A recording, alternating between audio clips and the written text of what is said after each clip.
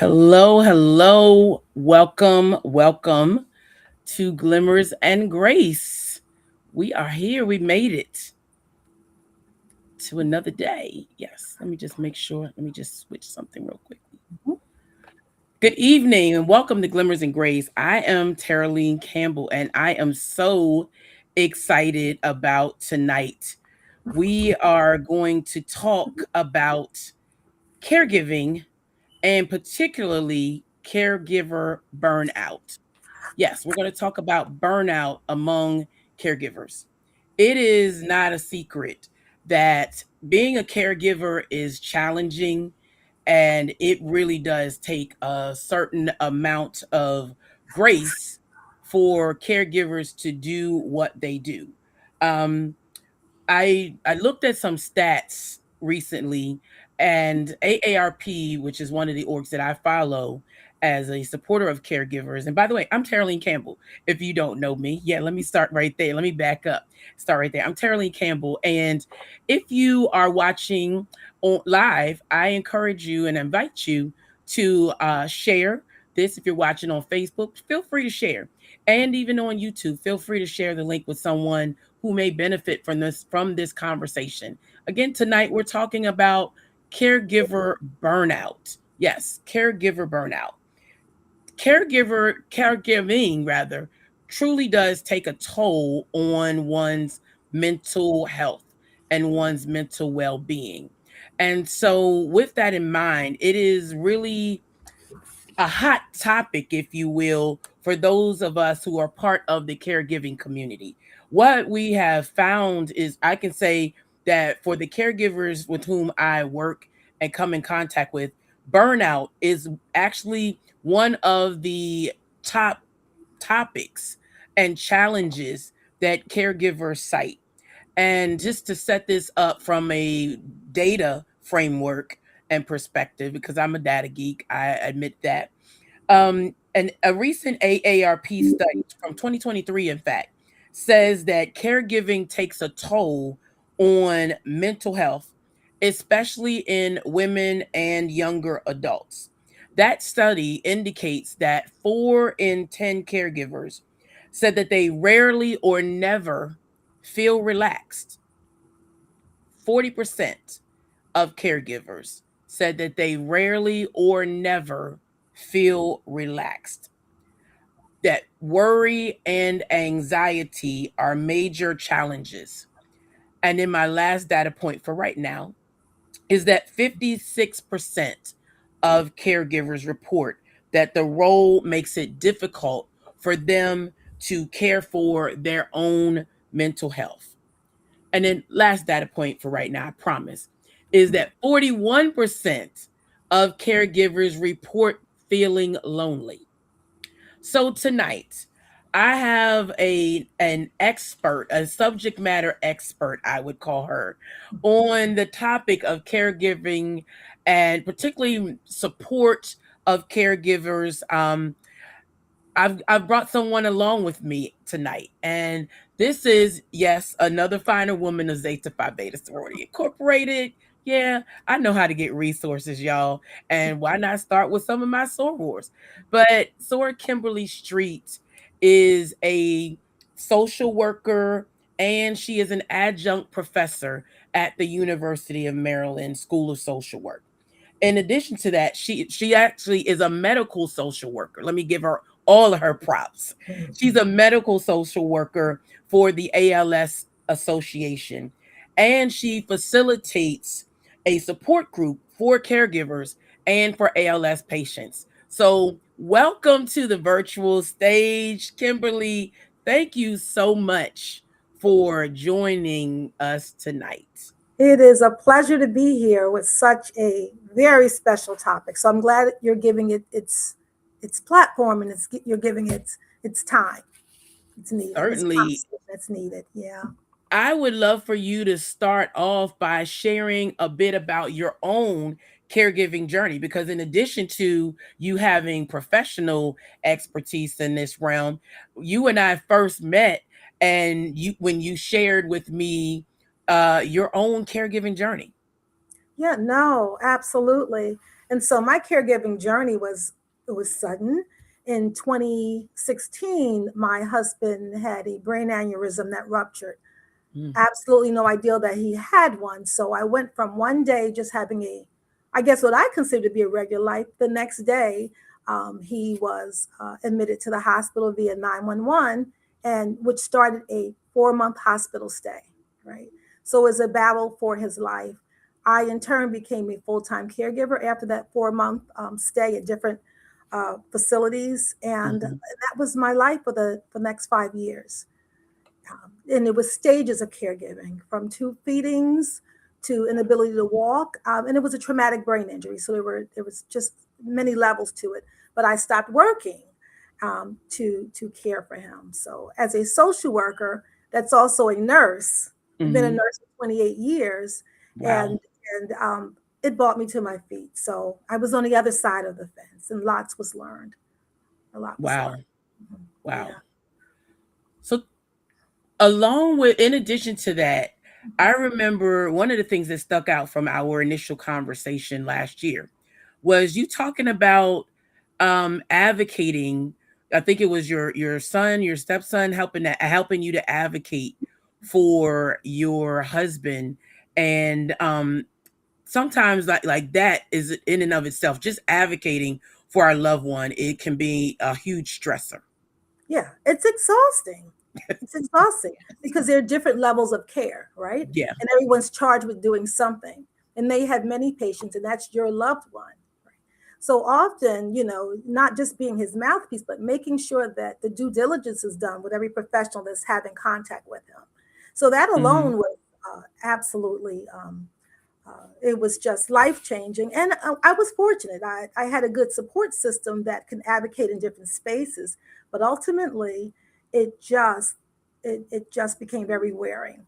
Right. So I think of the Wow. individuals who don't have as robust of a Yeah. support system that I had, who had the speech and the know-how. I kind of knew how, I knew the hospital language, but it's very different as a consumer, very different when you're on the other side. That's the truth. Whew. Yeah. Yes, Yeah. Yeah. Yeah. that is the truth. Did you yourself get to a point where you felt burned out? Oh, absolutely. Uh, I was burned out before he even came home, right? Because we're talking about 4 months of a hospital stay. So that's Mm, from ICU. I mean, he at one point was on life support. That's to skilled nursing.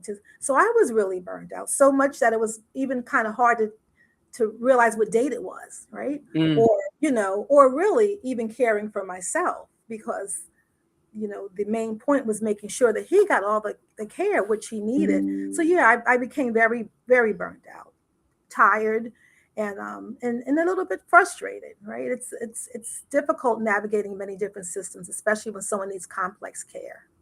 yeah, Yeah. yeah. Mhm. And I think about like when we call it um the turning point. Like for me, I remember the burnout. Me realizing I was burned out. One of those turning points was I almost ran off the road.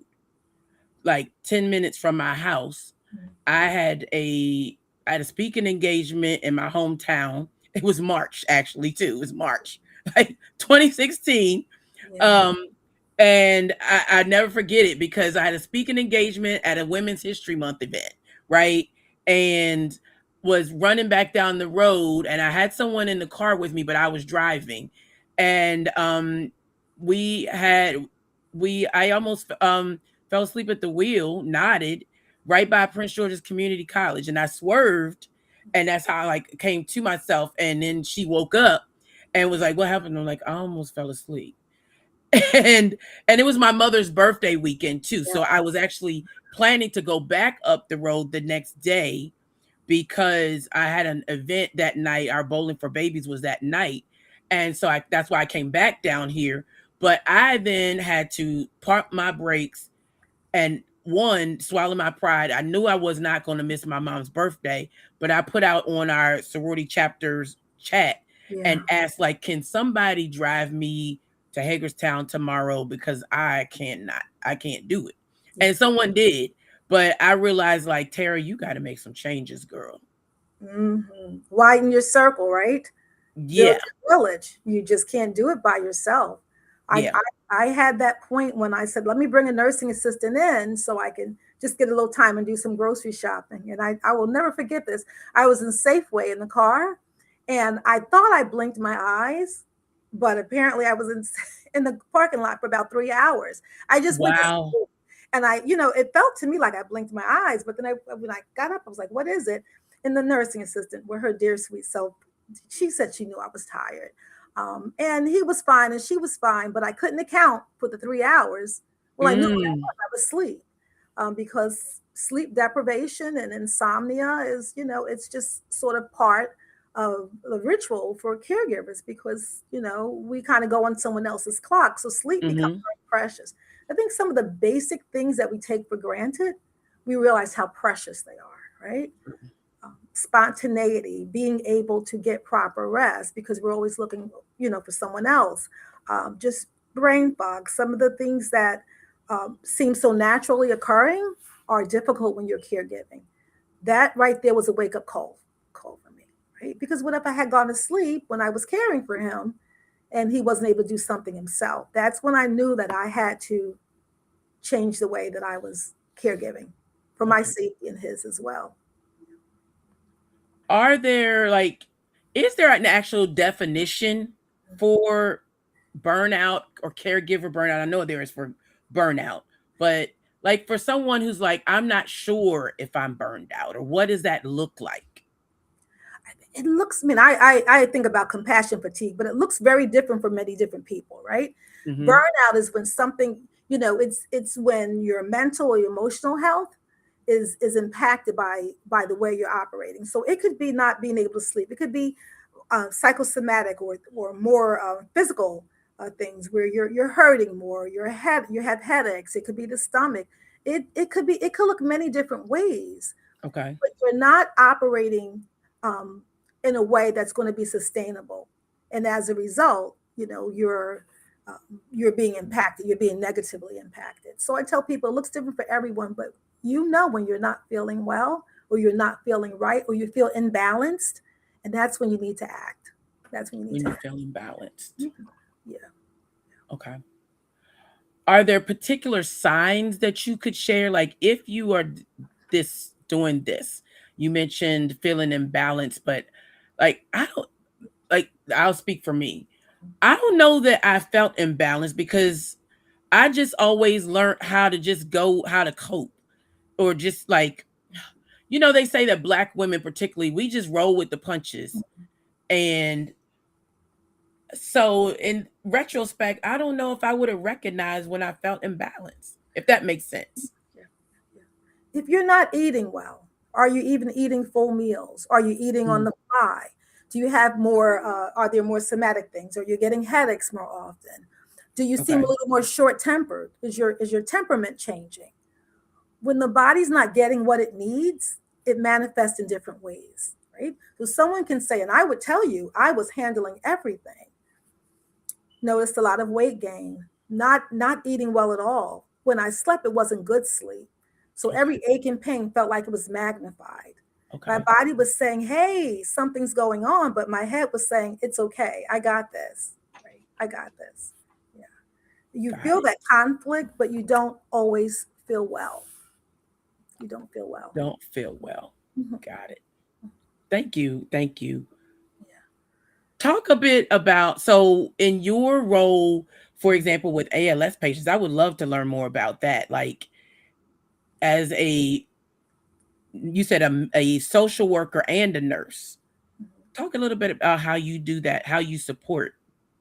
Right. So in that space, I have my social work hat on. So I'm a clinic liaison. But when it comes to caregivers and especially with ALS, it's a terminal disease, right? Mm-hmm.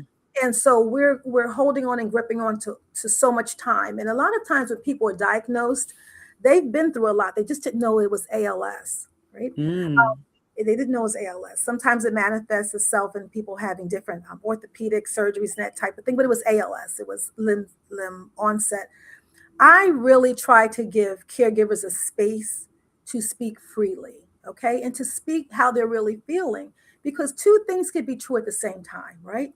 You can love a person to the end of time. I had an amazing marriage, and he's a was a wonderful person, but it doesn't mean you can't say on the other hand, this really this is awful.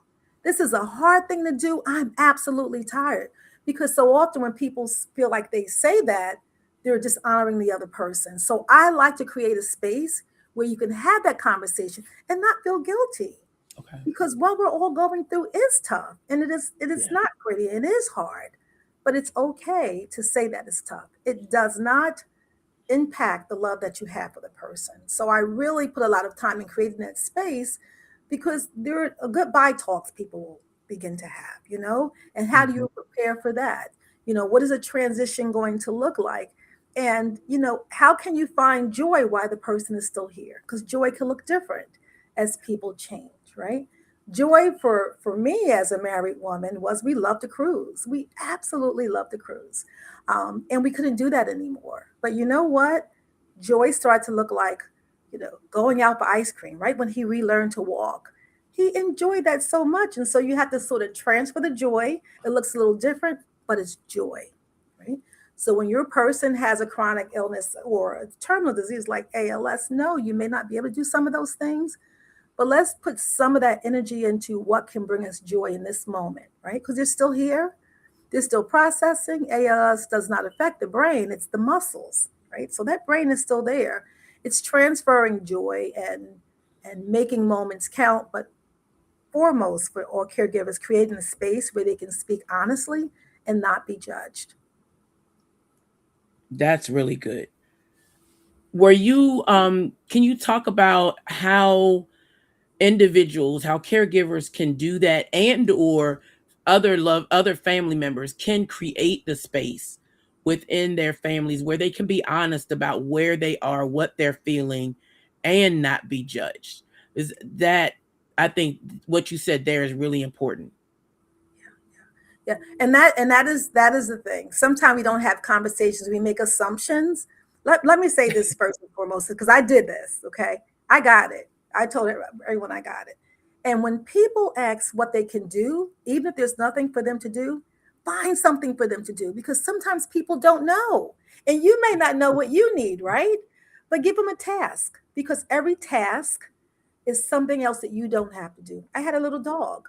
So my cousin would say, what can I do? Well, of course, I thought I could do it all. Then I thought, wait a minute. Hey, can you come by 3 times a week and walk the dog? It made him feel good. He was helping. I didn't have to go out and walk the dog 3 times, but at least it was drawing people in. And then he can see where there were other needs. So I tell people, don't say you have it all. And then sometimes complain a little later. Let people know, hey, can you drop by a meal on Tuesdays? That would really give me a break of not cooking. So we have to give people an opportunity to help. I love it. Even if it doesn't feel like it's a lot of help, it also gives them insight into what your life really is like, and they can say, "Wait a minute, it may be helpful if I do this." That starts the conversation. When someone is inpatient before they come home, it makes sense to maybe have a family dinner and sit down and talk about it. Not just when they get home, but to say, "Hey, this is going to be pretty tough. Where can you help?" Right? If you don't have the time and you're working, you can send a meal, right? But so often we don't have these discussions. We kind of wait while we're riding the bicycle and say, hey, can you do this and do that? And there's time to plan. They're not easy conversations, Hmm.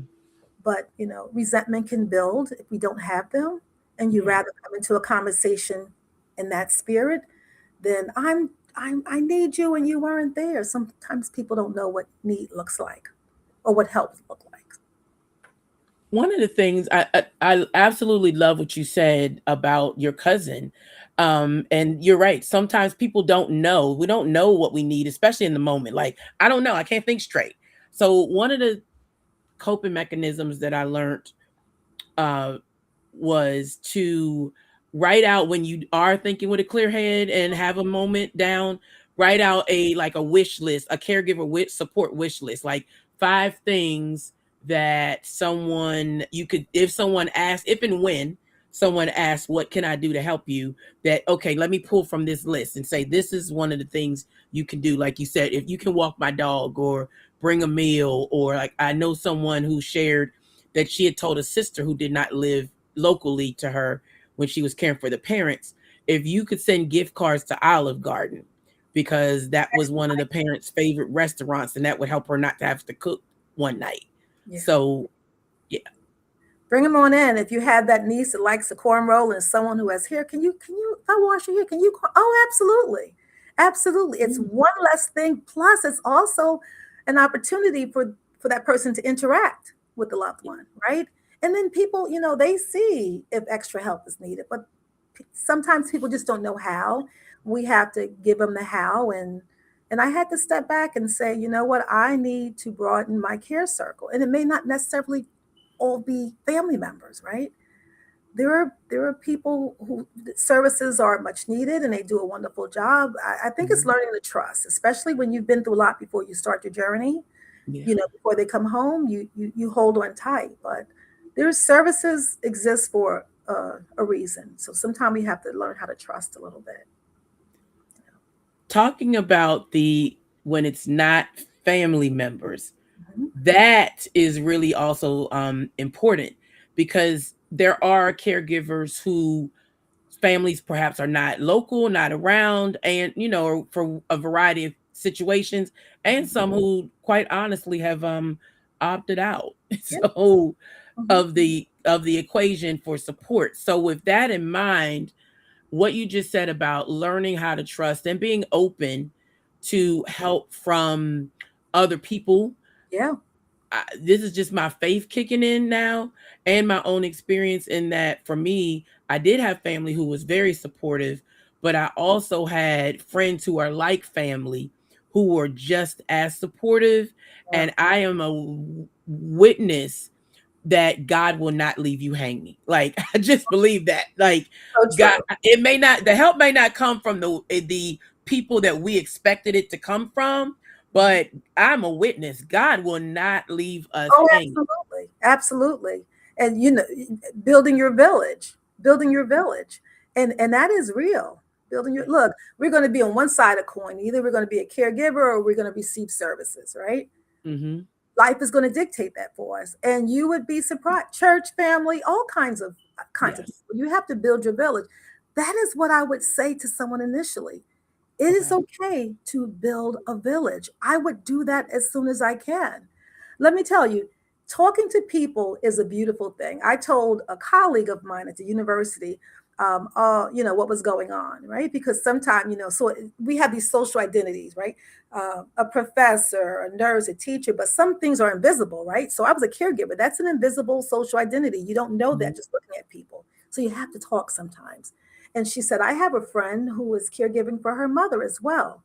Well, I tell you, if that has not become part of my village, we connected. I never met this person I had never met her in person 3 years, 3 years, because I care gave through COVID, right? So that was a whole nother twist to it. I never met her.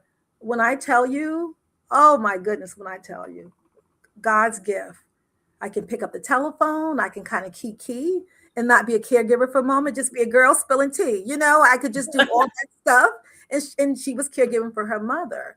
That was part of my village. Part of any village, she didn't have to be a family member. You have to kind of think outside the box. It doesn't look all the same. We don't all have the same access. Right. Right. I love it. And if you're watching live and you have questions, feel free to share those in the chat. I am monitoring Facebook and YouTube, and I see a couple of comments. I'm showing some of those on the screen. So thank you for your engagement and interaction. Very much appreciated. Kimberly, what about being able to admit that you are burned out? Like, what about the person who's like, I think I am, but I'm scared to admit it, and I'm scared to admit it because it maybe perhaps they'll feel like a failure. What I advice or what would you say to that individual? I would tell them to speak with someone, and it's okay. When you admit it, then you can get help, right? Because this is Mm-hmm. not anything to do whatsoever. I strongly recommend speaking with a therapist, and some people are like, "That's not my thing," and I get it if it's not.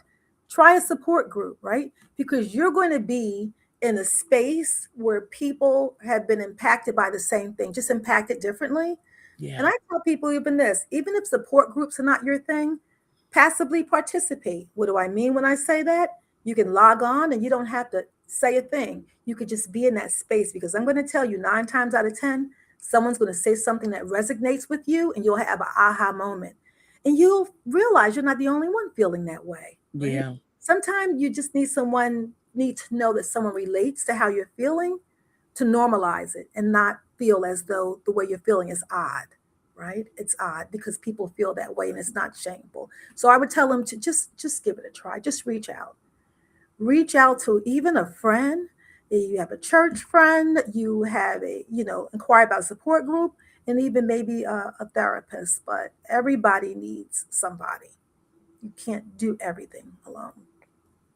That normalization, I think, is really, really important and helpful because, like we saw it in the AARP stats, like a lot of caregivers feel isolated and lonely.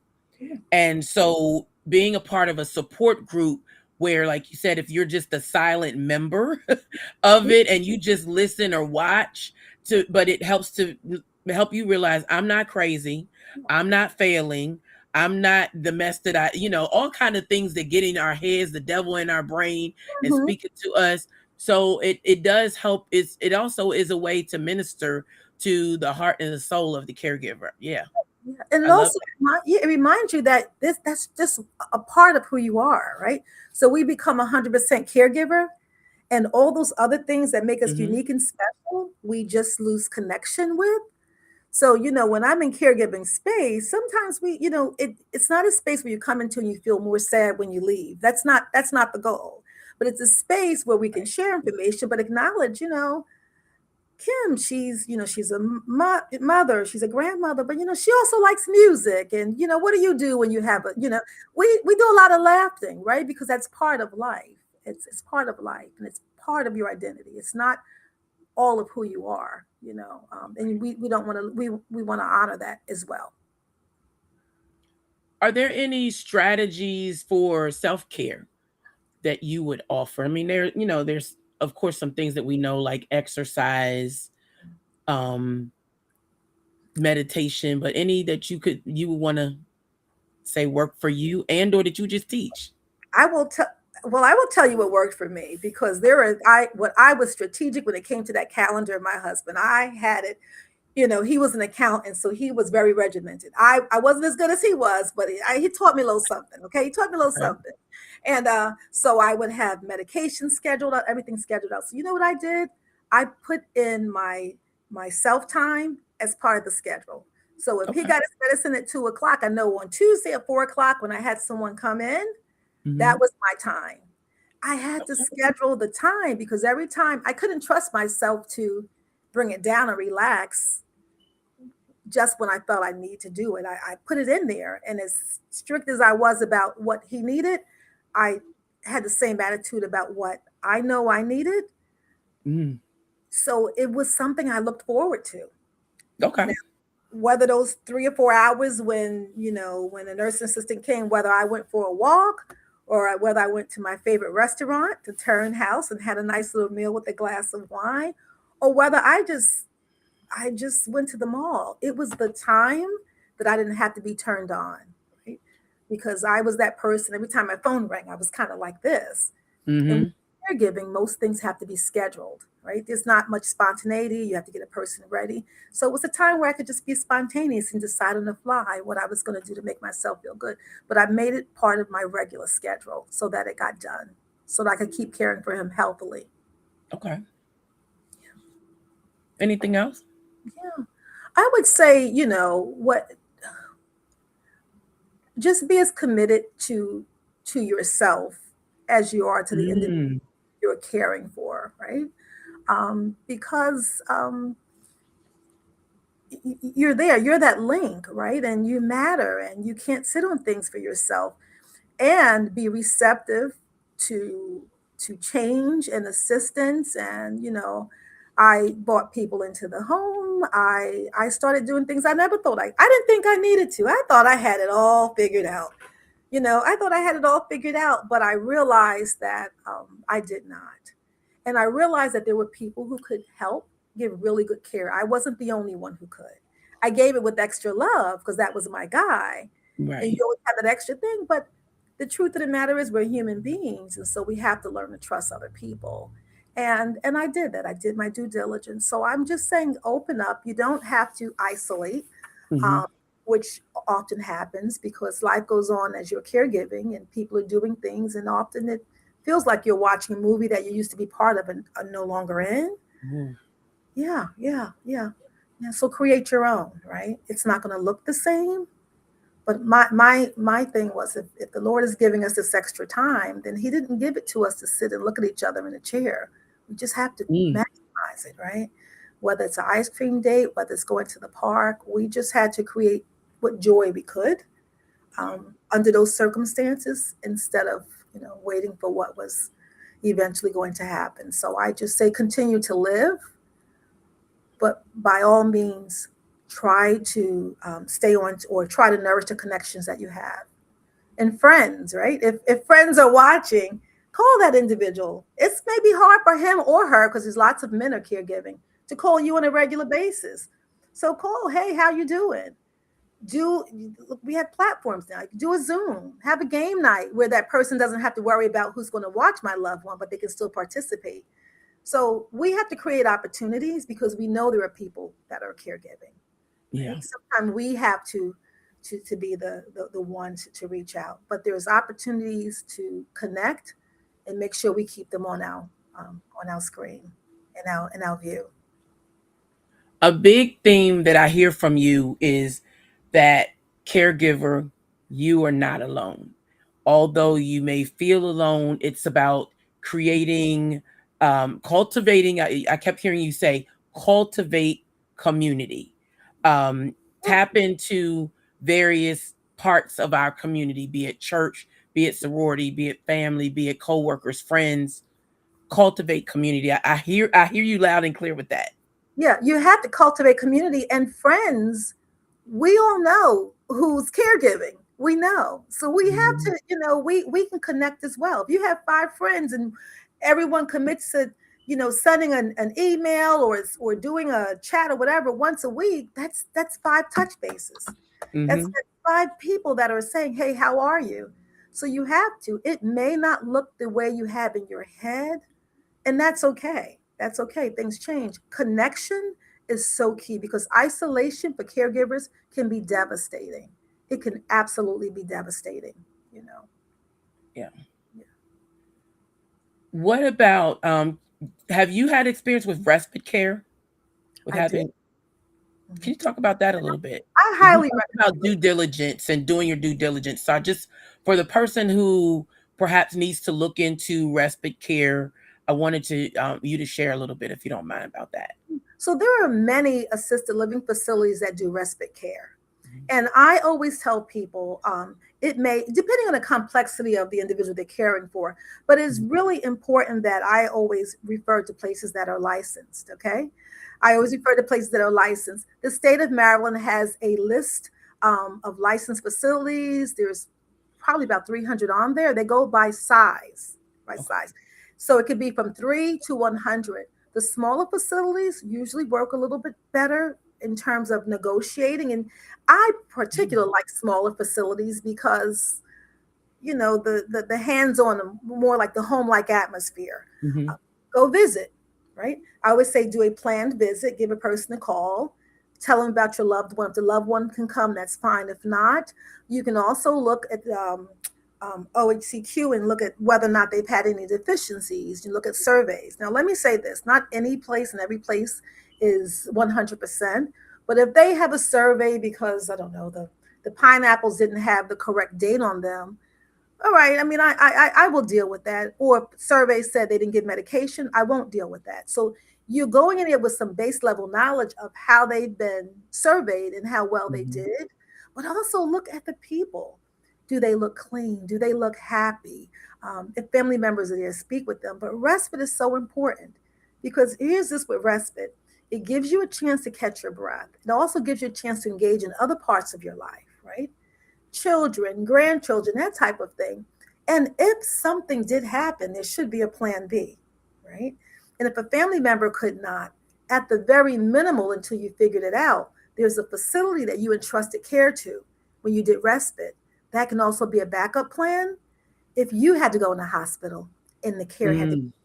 okay? Mm. So I had to think about that, right? I had a strong family support, but lots of people also were working full time, and it would have, it would have been a challenge.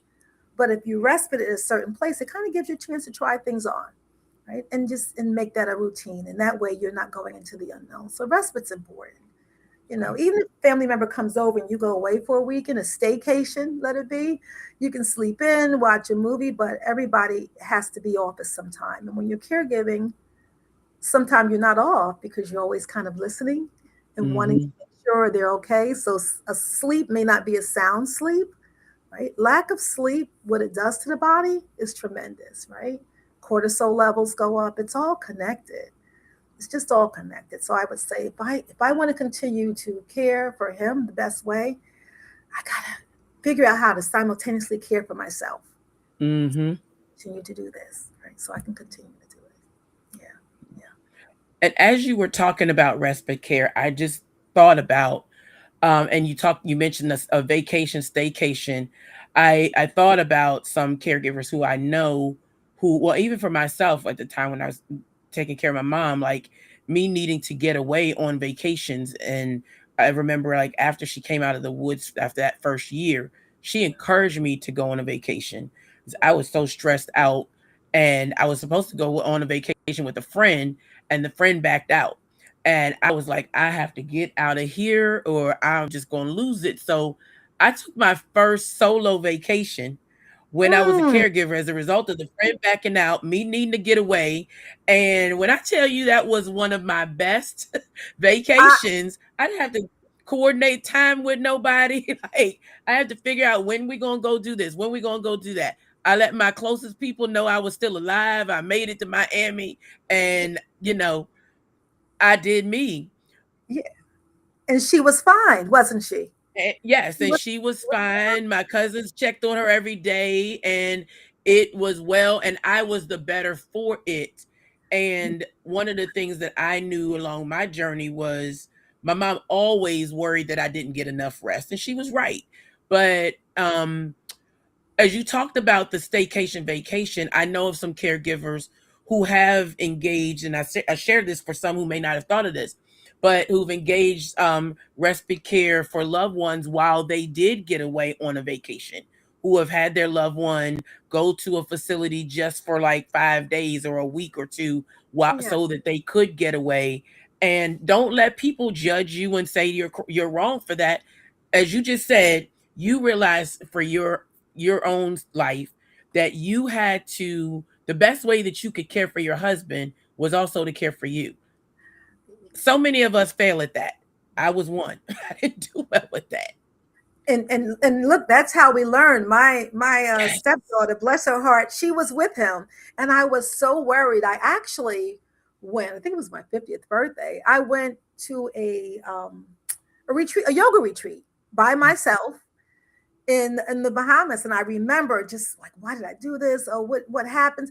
And I called, and I could hear him in the background on the phone singing, and he's like, "How are you?" And I was like, I mean, it was fine. It was fine. I mean, and I knew she was wonderful with her dad, but it just, he had been through so much, and I was so scared, and it just released me. It just released me, and I came back just saying, you've got to trust.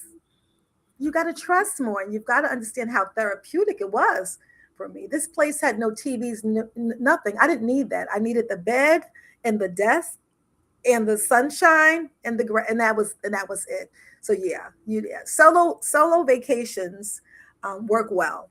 They work well, and they let you know that you don't need all that extra stuff sometimes. You just need that opportunity to be. Yeah. Yeah.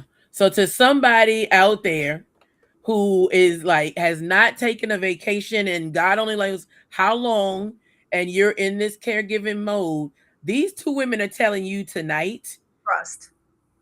trust Trust. and go. And that Like wasn't rehearsed. Trust and go. It was not rehearsed. You it will was not. you will be better for it, and the person you love will be. Has it ever occurred to you, maybe it was nice for your mom, and I think, was it nice for my husband to have maybe different company, not just it be me, right? He had a Mm-hmm. ball. He had a ball with his daughter, and mom was fine because she knew you were taking care of yourself. And I think the same. So trust and go. There's a whole caregiving community out there.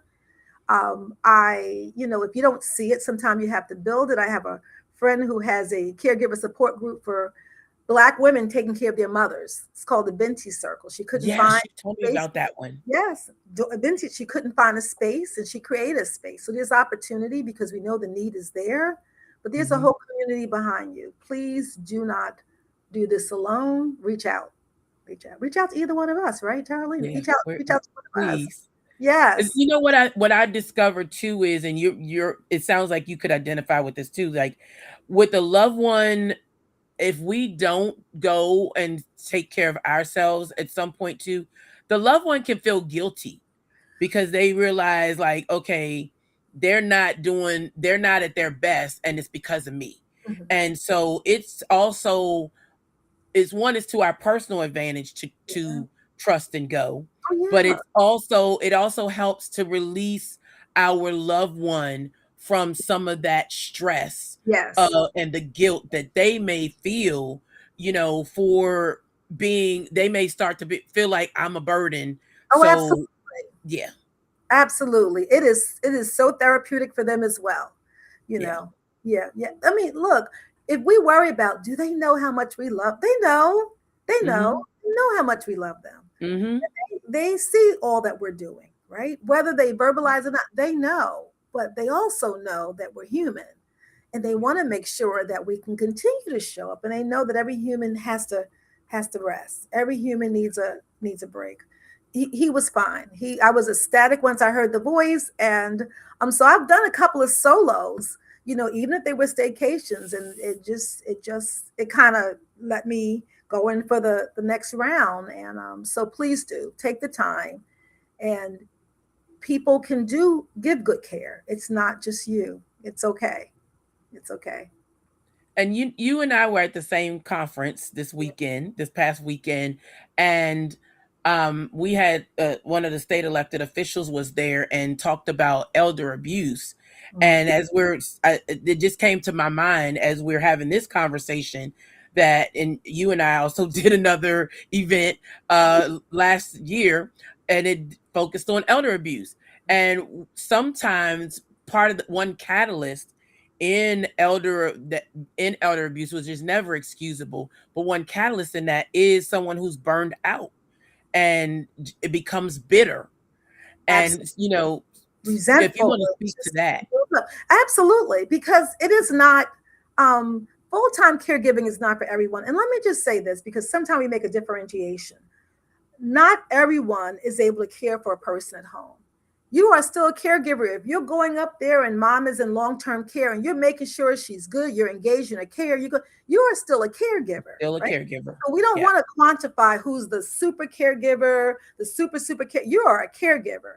So we're going to give you that prop. But I'm going to say this: sometimes it's too much, right? Sometimes it's too much for one person or too Hmm. much for an individual. Rather than put yourself in harm's way or that person in harm's way, you have to figure out a plan that best works for your family. Yeah. So I've had many conversations with family members like, I don't know why she won't bring mama home, and because she can't care for mother. Her Right. needs are complex. It doesn't mean you love the person any less.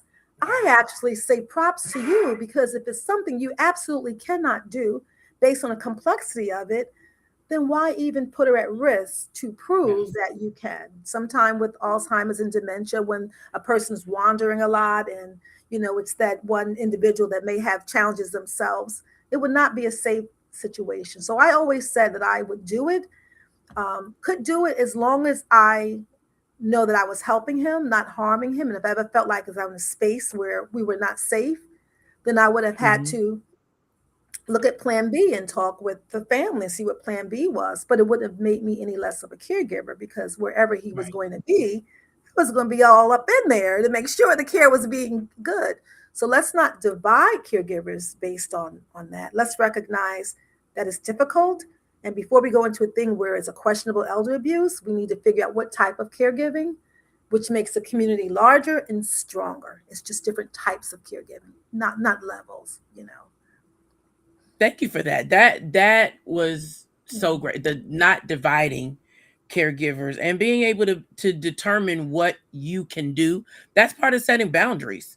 Oh, Also, absolutely. establishing the boundaries. So we talk about establishing boundaries as caregivers, as the caregiver, but also setting boundaries in terms of this is what I being realistic. This is what I can do. Right. This is what I Yeah. can do, and this is what I can do safely, and I can make sure mom is done. If there is something that I'm not able to do, I'm not going to put that individual in harm's way, Yeah. to profess or demonstrate how much I love them. I love them so much that I wouldn't put them in harm's way, right? That's what Yeah. it is. Let's reframe it, and let's say what it is. Love will make sure that you care for the person. How you care for them is really the thing. And sometimes it cannot be in your home full time. And that's okay. You're still a caregiver because you Yeah. are you are you are engaged in their care. Yeah. Still. Good. Good. One of the things as we kind of wrap up, this has been such a great conversation, and a couple of the takeaways I noted, like finding the joy in the moment, creating your community, Yeah. trust and go. And a glimmer that I found as I was looking at stats earlier, I mentioned I was had some more, but is that that survey, same survey noted from AARP that many caregivers are finding ways to manage their mental health through some of the self care activities we talked about. But the most popular, just share these: listening to music, talking to friends Yes. and family, and exercising. Yeah, getting you a song that'll help you bring it in, or a song that'll help you to scream it out. Like some days, some days it's Kirk Franklin. Some days it's a good worship song for me. Other days it's a Public Enemy. Like because I'm old school rap. Like I'm Gen X, so it might be Fight the Power or something. Yes. Like, but Yeah. Yeah. Sometimes the music is so wonderful. I love Stevie Wonder. Knock me off my feet.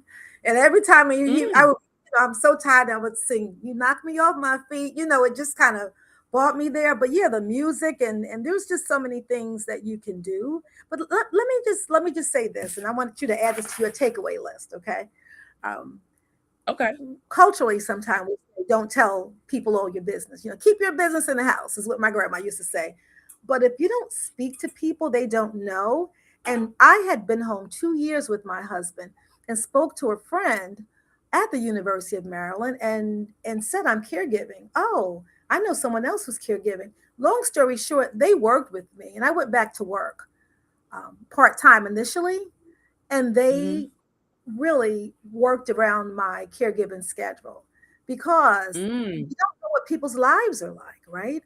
And so I would imagine if there's a room of 10 people, there are 6 or 7 that are doing some type of caregiving, right? And so sometimes people create opportunities based on needs. And so it's okay to speak to someone about what's going on, and not tell yeah, everything, but you can speak to someone because there may be an opportunity for you to engage. It was an opportunity for me to work part-time, which brought me such joy. It brought me such joy, and it allowed me to stay in touch with something that was very, very important to me, because yeah, Black women as caregivers, we suffer in terms of our professional careers, right? Because we're, yeah. we're, we're the number one caregivers. So It impacts us differently. But just having a short conversation opened opportunities for me to do something I loved, while honoring my caregiving obligations, which was wonderful. Good. You may have just shared it, but I'm gonna ask you anyway. What was in the spirit of glimmers and grace? Was identify a glimmer, like finding the, let's call it finding the light at the end of the tunnel, or a light that glimmer even in the heavy times in life. Did you have one? Is there one that you can think of? I think that it gave me a whole different opportunity to impact different rooms, right? So I think I used to be more careful about what I said. And that changed, number one, when I turned 50. But number two, because after that, the filter left. But also the experience that I had, I felt like, I mean, it completely changed my life. But I feel like when it's had the opportunity to speak with people and let them know it's okay, It's okay. and be completely, it doesn't completely feel completely liberated to say, this is hard stuff. This is a really difficult thing, but you can do this. There's someone behind you. There's a community. I tell my patients' families that too. There's a community. You got to trust, and we cannot do it alone. So the glimmer is, it's given me voice to what I've experienced. Mm-hmm. Feel an obligation to share it with other people. And it also lets me know how precious time is, right? I'm very grateful for very minimal things, but I realized the most precious thing at one point, it was, I'm not to say it was the most precious thing, but that corporate ladder for me, it completely changed the Yeah. trajectory of my life. And I just realized how beautiful and precious time is. It just has changed my direction. Love it. Love it. Thank you. Thank you for that. Thank you for sharing tonight. Thank you for just your openness, and so appreciate you for sharing this time with me and with our audience. And again, family, if you're watching on Facebook, feel free to share this out on your own pages. And if you're on YouTube, I would love for you to also, I'm building my YouTube platform, and so I have a YouTube channel. And so if you can watch, you can also head over there and subscribe to my YouTube channel. It's my name, Taraline Campbell.